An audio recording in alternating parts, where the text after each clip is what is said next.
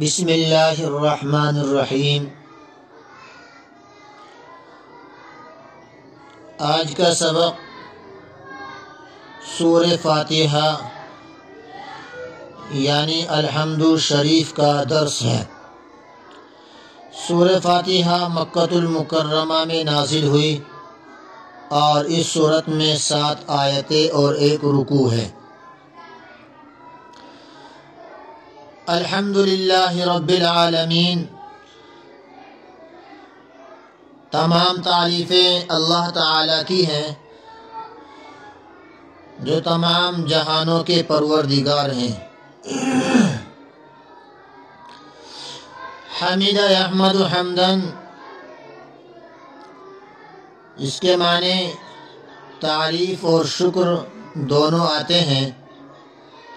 تعریف اللہ تعالیٰ کے کمالات پر اور شکر اس کے احسانات پر۔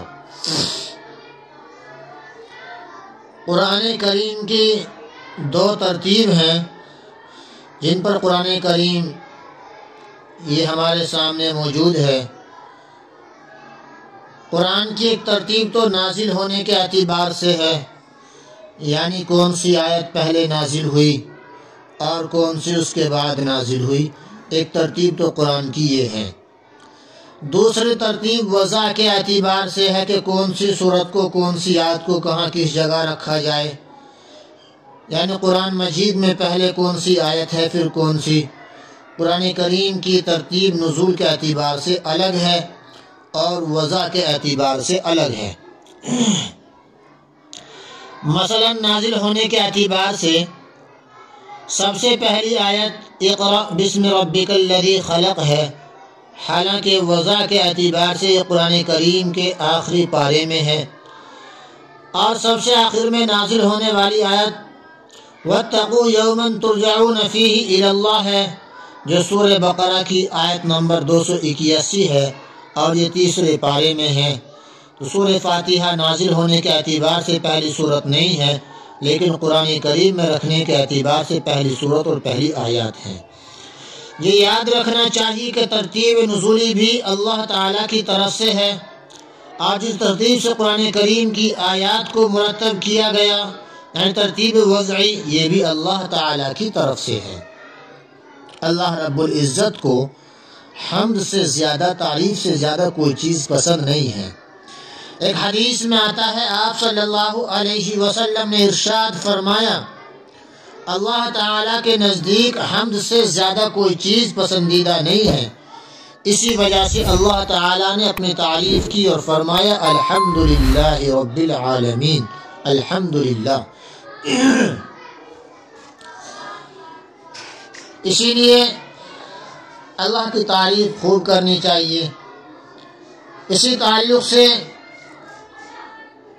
ایک بات جو حمد کے تعلق سے وابستہ ہے وہ یہ ہے کہ ایسی دعا جس کا ثواب فرشتے بھی نہیں لکھ سکتے، ایسی دعا جس کا ثواب فرشتے بھی نہیں لکھ سکتے۔ نبی پاک صلی اللہ علیہ وسلم فرماتے ہیں کہ اگر میری امت میں سے کوئی آدمی پوری دنیا کا مالک بن جائے، اس بات کو اچھی طرح سمجھ لے اور ذہن میں رکھیں، پیارے آقا محمد عربی صلی اللہ علیہ وسلم فرماتے ہیں کہ اگر میری امت میں سے کوئی آدمی پوری دنیا کا مالک بن جائے اور اس کا مالک بننے کے بعد وہ اس پر الحمدللہ کہہ دے، تو اس کا الحمدللہ کہنا پوری دنیا سے افضل ہے۔ ایک حدیث میں آتا ہے کہ جب کوئی بندہ دعا پڑھتا ہے یا ربی لک الحمد کما ینبغی لجلال وجہک وعظیم سلطانک، تو آپ جانتے ہیں اس دعا کا کیا فائدہ اور کیا مطلب ہے۔ تو فرشتے مشکل میں پڑ جاتے اور سمجھ نہیں پاتے کہ اس دعا کا کتنا ثواب لکھیں۔ اس وقت اللہ تعالیٰ فرماتے ہیں کہ تم اس کو ویسے ہی لکھ دو جیسے میرے بندے نے کہا ہے۔ جب وہ مجھ سے ملاقات کرے گا یعنی قیامت کے دن، تو میں خود اس کو اس کا بدلہ دوں گا۔ تفسیر ابن کثیر جلد نمبر 1 صفحہ نمبر 58۔ ایک بار اس دعا کو آپ اور کہہ لیں تاکہ یاد ہو جائے آپ سبھی کے یہ دعا ایسی ہے کہ اس کا ثواب فرشتے بھی نہیں لکھ سکتے. قیامت کے دن اللہ رب العزت اس دعا کا ثواب خود دیں گے. وہ دعا کیا ہے میرے ساتھ ایک بار آپ بھی کہہ لیں. یا ربی لک الحمد کما ینبغی لجلالی وجہک وعظیم سلطانک. تعریف کا اصل مستحق صرف اللہ تعالی ہیں. اللہ تعالیٰ کی تعریف کرنے والا بندہ اللہ تعالیٰ کو محبوب ہوتا ہے، اور تھوڑا بہت نہیں، بہت زیادہ محبوب ہوتا ہے. ویسے بھی تعریف کے اصل مستحق ذات صرف اللہ تعالیٰ ہی کی ہے. دنیا میں جہاں بھی، جس چیز میں بھی اور جس شکل میں بھی کوئی حسن، کوئی خوبی یا کوئی کمال ہے تو یہ اللہ تعالیٰ کا دیا ہوا ہے. کسی مخلوق میں بھی کوئی کمال اپنا ذاتی کمال نہیں ہے.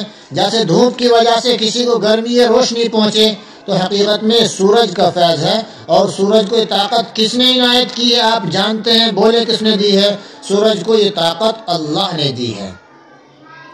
کسی بہترین قسم کے آرٹ، کسی تعمیر یا کسی اور چیز کو دیکھ کر زبان سے اس کے لیے تعریفی کلمات نکلتے ہیں. بہت عالیشان محل بنایا ہے، بہت اچھا بنگلہ بنایا ہے، تو ظاہر میں تعریف اس کے بنانے والے کی ہوتی ہے. لگتا ہے ایسا کہ مستری کی تعریف ہو رہی ہے، راج معمار کی تعریف ہو رہی ہے، لیکن حقیقت میں اللہ تعالیٰ کی تعریف ہوتی ہے. اس لیے کہ ان صلاحیتوں کو استعمال کر کے انسان نے اس چیز کو بنایا ہے، اس بنگلے کو بنایا ہے، ان سب چیزوں کو اللہ تعالیٰ نے ہی انسان کو عطا کیا ہے. اگر اللہ تعالیٰ اس انسان کو عقل، شعور، سمجھ نہ دیتا تو وہ انسان یا عالیشان بنگلہ، یا عالیشان عمارت اور یا عالیشان چیزیں نہ بنا پاتا. کوئی حاکم انصاف کرتا ہے تو اس کے معنی یہ ہے کہ اللہ تعالیٰ نے انصاف کرنے کی خوبی اس کے اندر رکھی ہے. کسی کے ہاتھ میں شفا ہے تو اس کی حقیقت یہ ہے کہ اللہ تعالیٰ نے اسے ایک کمال عطا کیا ہے. کوئی حسین اور خوبصورت ہے یا کسی کی عادت پاکیزہ ہے، اچھی ہے، تو اس کے لیے بھی تعریف کے اصل حقدار اللہ تعالیٰ کی ذات ہے، کیونکہ یہ سب خوبیاں اسی کی دین ہیں. جب ساری خوبی اور کمالات کے مالک اللہ تعالیٰ ہیں تو دینی بھائیو پھر آپ ہی بتائیں تعریف کس کی ہونی چاہیے؟ تو بڑائی اور تعریف بھی تو اللہ تعالیٰ ہی کی ہونی چاہیے. اس لیے عقل مند انسان حقیقت جان کر صرف اللہ تعالیٰ کے سامنے جھکتے ہیں، جبکہ نادان ہر کسی کے سامنے جھکتے ہیں. اللہ رب العزت سب کے رب ہیں. آگے بتا کر کہ وہ تمام جہانوں کا پروردگار ہے. الحمدللہ رب العالمین، رب العالمین، تمام جہانوں کا پروردگار ہے. اس مغالطے کو دور کر دیا کہ اللہ تعالیٰ صرف مسلمانوں کے رب ہیں، صرف ان کی ہی پرورش کرنے والے ہیں. حضرات مفسرین فرماتے کہ جیسے انسانوں کا ایک عالم ہے، اس طرح کے صرف 18,000 عالم اللہ تعالیٰ نے پیدا کیے ہیں، اور ان سب کی پرورش، دیکھ بھال اور انتظام اکیلے اللہ تعالیٰ کرتے ہیں.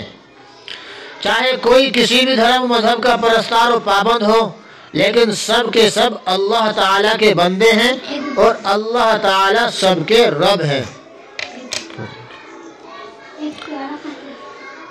اس لیے اللہ تعالیٰ صرف اہل ایمان ہی کے رب نہیں، اللہ جتنے بھی اللہ نے عالم بنائے ہیں، جیسا کہ عرض کیا 18,000 عالم اللہ تعالیٰ نے پیدا کیے ہیں. اللہ سب کے رب ہیں، سب کے پالنہار ہیں، سب کی پرورش اور دیکھ بھال کرتے ہیں، اور سب کا انتظام کرتے ہیں. احسان ماننا یہ شرافت کا تقاضا ہے. معمولی سے احسان کرنے والے کا بھی شریف لوگ احسان مانتے ہیں، اور اللہ تعالیٰ جس کے احسانات کا شمار بھی نہیں کیا جا سکتا، کیا اس کے احسان نہیں ماننا چاہیے؟ اس کے احسان ماننے کا طریقہ یہ ہے کہ اس کی بندگی کی جائے، اس کی پوجا کی جائے، اس کی عبادت کی جائے. کتنی بڑی نادانی اور ناشکری کی بات ہے کہ انسان اس مالک کی عبادت و اطاعت کو چھوڑ کر اپنے جیسے انسانوں، درختوں اور پتھروں وغیرہ کی پوجا و پرستش میں لگ جائے.